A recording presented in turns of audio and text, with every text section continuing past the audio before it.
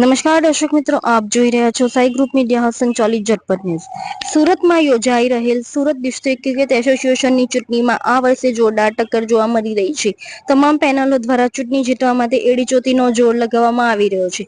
આ વર્ષની લાલભાઈ સ્ટેડિયમની ચૂંટણીમાં સ્વર્ગસ્થ હેમંતભાઈ કોન્ટ્રાક્ટર પેનલ અને સ્ટેડિયમ પેનલ દ્વારા ચૂંટણી જીતવા માટે તમામ પ્રકારના પ્રયાસો કરવામાં આવી રહ્યા છે। ત્યારે સ્ટેડિયમ પેનલ દ્વારા ચૂંટણી બાબતે અનેક ખુલાસાઓ કરવા મહત્વની પત્રકાર પરિષદનું આયોજન કરવામાં આવ્યું હતું, જેમાં સ્ટેડિયમ પેનલના હોદ્દેદારો અને સભ્યો દ્વારા સ્ટેડિયમ પેનલ બાબતે કેટલાક મહત્વના ખુલાસાઓ અને ચર્ચાઓ કરવામાં આવી। તો સાથે સ્વર્ગસ્થ હેમંત કોન્ટ્રાક્ટર પેનલ દ્વારા સ્ટેડિયમ પેનલ સામે કેટલાક આક્ષેપો કરવામાં આવ્યા હતા, જેને ફગાવતા સ્ટેડિયમ પેનલના હોદ્દેદારોએ જણાવ્યું કે સામા પેનલના સભ્યો મીડિયામાં ભ્રામક પ્રચાર કરી રહ્યા છે, આધાર પુરાવા વિનાના આક્ષેપો કરી સંસ્થાને ખોટી રીતે ચિતરવાનો પ્રયાસ કરી રહ્યા છે। જ્યાં આવતીકાલની ચૂંટણીમાં સત્યનો વિજય થવાનો છે, તો લાલભાઈ સ્ટેડિયમની ચૂંટણીને લઈ સ્ટેડિયમ પેનલ દ્વારા પત્રકાર પરિષદ સંબોધતા સ્ટેડિયમ પેનલના ઉમેદવાર જયમેશ દેસાઈ અને મયંક દેસાઈએ જણાવ્યું કે સ્વર્ગવાસ હેમંત કોન્ટ્રાક્ટર દ્વારા હમણાં સુધી સંસ્થાનો કોઈ વિકાસ કરવામાં આવ્યો નથી। હેમંત કોન્ટ્રાક્ટર પેનલના સભ્યો આધાર પુરાવા વિનાના આક્ષેપ કરી રહ્યા છે। સંસ્થાનો તમામ વહીવટ પારદર્શક કરવામાં આવ્યો છે। જે કોઈ પણ આર્થિક નાણાકીય વ્યવહારો થયા છે તે તમામ ચેક પર કરવામાં આવ્યા છે। સમય તેનું ઓડિટ પણ કરવામાં આવે છે। સંસ્થામાં 5400 મેમ્બર છે, જે આવતીકાલે મતદાન કરી પેનલમાં સભ્યોનું ભાવિ નક્કી કરવાના છે। આવતીકાલની ચૂંટણીમાં સત્યનો વિજય થવાનો છે। અમે આક્ષેપો કરવામાં માનતા નથી, તો ચૂંટણીમાં અમારો વિજય નિશ્ચિત છે, તેવું સ્ટેડિયમ પેનલના હોદ્દેદારો દ્વારા જણાવવામાં આવ્યું હતું। સ્ટેડિયમ પેનલ છે તે સમાજના વિશાળ પ્રતિનિધિને રિપ્રેઝન્ટ કરે છે, એ રીતની સ્ટેડિયમ પેનલ છે। અમારી પાસે ટ્રેઝરર પણ છે, ચાર્ટર્ડ એકાઉન્ટન્ટ છે, ડોક્ટર છે, એન્જિનિયર છે, લોયર્સ છે, બિઝનેસમેન છે, ક્લબોના માલિક પણ છે, પીપલ્સ બેંકના ચેરમેન પણ છે, ફોર્મર રણજી ટ્રોફી પ્લેયર અને કેપ્ટન પણ છે, અને ઉદ્યોગપતિઓ પણ છે। એટલે આ જે સ્ટેડિયમ પેનલ છે તે તમામ જૂથને રિપ્રેઝન્ટ કરે। સમાજમાં ઉચ્ચ સ્તરે જુદી જુદી સંસ્થાઓમાં તેઓ સેવા આપે છે અને આપી ચૂક્યા છે, અને તેમના વિશાળ અનુભવને ધ્યાનમાં લઈને આ સ્ટેડિયમ પેનલ બનાવી છે। છેલ્લા 20 વર્ષમાં સ્ટેડિયમ પેનલે જે ડેવલપમેન્ટ કર્યું છે તેને જ અમે આગળ ધપાવશું, અને અમારું જે સૂત્ર છે ડેમોક્રેસી, કન્સિસ્ટન્સી અને પ્લાન ડેવલપમેન્ટ, તેને જ અમે વરેલા છે, અને તે જ રીતે અમે ચૂંટણી લડીએ છીએ। અમે કોઈ નેગેટિવ પ્રચારમાં માનતા નથી। અમારું જે પરફોર્મન્સ છે તે જ અમારી મૂડી છે, અને એ પરફોર્મન્સ જ અમને આવતીકાલે જીતાડશે।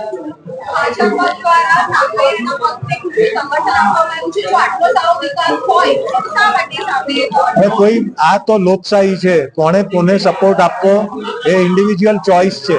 5,500 મેમ્બર છે, અને 5,500 મેમ્બરે કાલે નક્કી કરવાનું છે કે મારે સ્ટેડિયમ પેનલને આપવા છો કે મારે બીજી જે પેનલ છે તેને આપવું છે, હેમંતભાઈ કોન્ટ્રાક્ટરની પેનલ।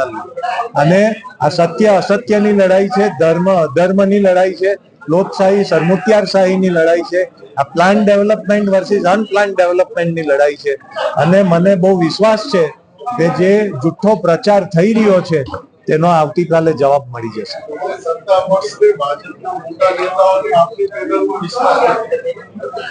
વિશ્વાસ એ લોકોને બધી જ પેનલમાં છે। મુકેશ દલાલના ભાઈ અમારી સાથે ઉભા છે, તો એ બી ભાજપના સાંસદ છે। એટલે એવું કઈ જરૂરી નથી કે કોઈ આમ છે ને કોઈ આમ છે। અને આ સ્પોર્ટ્સ બોડી છે, એટલે સ્પોર્ટ્સ મુકેશ દલાલ બી જે અંદર કમિટીમાં હતા, તે સાંસદ બન્યા તે પહેલા હતા, ત્યારે ધારાસભ્ય પણ નહોતા, અને પોતે સ્પોર્ટ્સમેન છે, એ રીતે કમિટીમાં આવે છે। અને કોઈ ઇન્ડિવિજ્યુઅલી આપી શકે, ભાજપે એને એન્ડોર્સ નથી કર્યું કે કોંગ્રેસે એને એન્ડોર્સ નથી કર્યું, પણ કોઈ વ્યક્તિ એઝ એ પર્સન કોઈને બી સપોર્ટ કરે તો ઇટ ઇઝ ફાઇન। મુકેશભાઈ બી અમને અમારા એમાં એક પ્લેયર રમ્યો સુરતનો 11 માં નથી રમ્યો, પરંતુ એ કલકત્તા નાઇટ રાઇડર્સ જોડે હતો, આર્ય દેસાઈ, અને એ 2 વર્ષ સુધી ટીમની સાથે હતો। એટલે એ દિવસો દૂર નથી કે જ્યારે એ લોકો આઈપીએલમાં રમે। See it is a performance base selection, અને you have to perform, you have to excel at the highest level, અને એ પરફોર્મન્સ કન્સિસ્ટન્ટલી આપવો પડે। અને આ ફ્રેન્ચાઇઝી ડ્રીવન આઈપીએલ છે, એટલે જે મેરિટ હોય ને જે કોમ્બિનેશન ટીમના બેસતા હોય, પ્લેયર રિટેન્શન, ડોમેસ્ટિક, ઇન્ટરનેશનલ, તેને ધ્યાનમાં રાખીને પ્લેયરનું સિલેક્શન થતું હોય છે. એટલે ઘણીવાર you may be a good player, પરંતુ ટીમ કોમ્બિનેશનમાં તમે ના બેસો તો તમને ના લે. એકેડેમીમાં આપણે ત્યાં 800 થી 1000 છોકરાઓ રોજ આવે છે સવાર સાંજ. કોચ દરેક એજ ગ્રુપ પ્રમાણે હોય, 20 થી 25 ના બેચ પ્રમાણે આપણે કોચની એ કરીએ છીએ. અને તમને નવાઈ લાગશે, પરંતુ આપણી પાસે લેવલ 1, લેવલ 2 અને લેવલ 3 ના ક્વોલિફાઈડ બીસીસીઆઈ કોચિસ છે. એટલે આપણે જે ડિસ્ટ્રિક્ટની ટીમ જોડે જે આપણે જે રેગ્યુલર કોચ એપોઇન્ટ કરીએ છીએ, તો અંડર 14 માં જિગ્નેશ પટેલ છે, એ લેવલ 2 પાસ છે. અંડર 16 માં ભૂપેન્દ્ર પટેલ છે, લેવલ 1 પાસ છે અને લેવલ 2 ની એક્ઝામ આપશે. અંડર 19 માં હર્ષદ પટેલ છે, એ પણ લેવલ 2 પાસ છે. અંડર 23 માં જે મેહુલ પટેલ છે, રણજી ટ્રોફી એ રમ્યા છે અને એને બી લેવલ 1 ની પરીક્ષા આપી છે અને લેવલ 2 ની આપશે. અને વિપુલ પટેલ છે, સૌથી સિનિયર છે. અને અપૂર્વ દેસાઈ જે એનસીએ ના બેટિંગ એડવાઇઝર કોચ છે, તે આપણે ત્યાં જ્યારે પણ સુરત આવે છે ત્યારે કોચોને મળે છે, એના સેમિનાર બી લે છે, એની ટ્રેનિંગ બી લે છે. અને કલ્પેશ પટેલ જે સુરતનો લેવલ 2 કોચ છે, તે ગુજરાતની અંડર 19 ટીમનો પણ આસિસ્ટન્ટ કોચ છે અને એ અંડર 19 ની ટીમ વન ડે માં ચેમ્પિયન પણ થઈ છે. એટલે આપણું જે સ્ટ્રક્ચર જે છે તે સરસ બનાવ્યું છે અને એમાં કોઈ જ તકલીફ નથી. સિલેક્શન ચાલે છે, હજુ સિલેક્શન થયું નથી.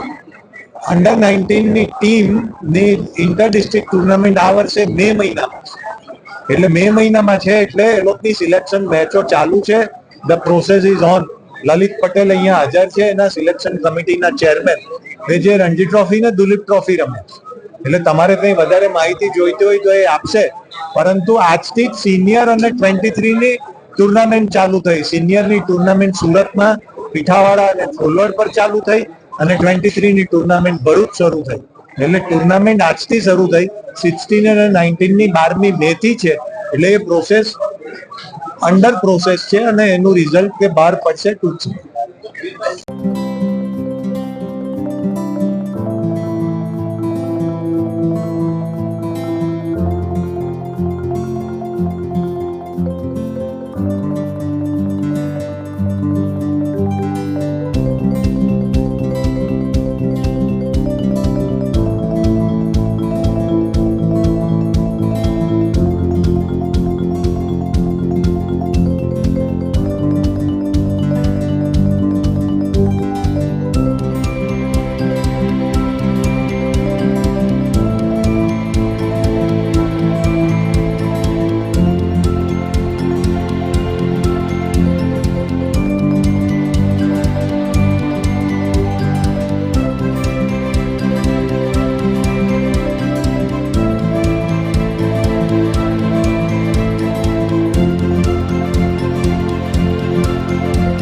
સવારે 9 વાગ્યાથી સાંજે 4 વાગ્યા સુધી મતદાનની પ્રક્રિયા ચાલી હતી.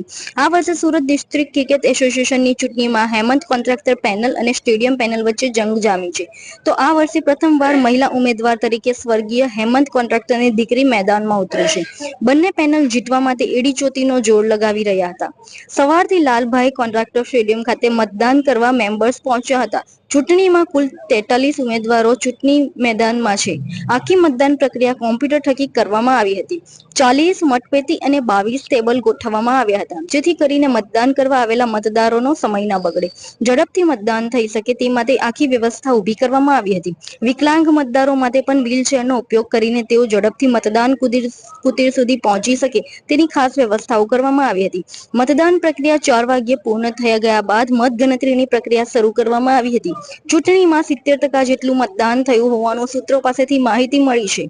આ સુંદર સૃષ્ટિને નિહાળવા માટે હજારો લોકો પાસે દ્રષ્ટિ નથી અને એ ત્યારે જ શક્ય બને જ્યારે કોઈ ચક્ષુદાન કરે. તો તમારા સ્વજનો સાથે મળી એક સુનિશ્ચય લઈએ. ચક્ષુદાનને પરિવારની પરંપરા બનાવીએ. Visit Sant Punit Chakshu bank, Rotary eye institute Navsari. Call 7069006329.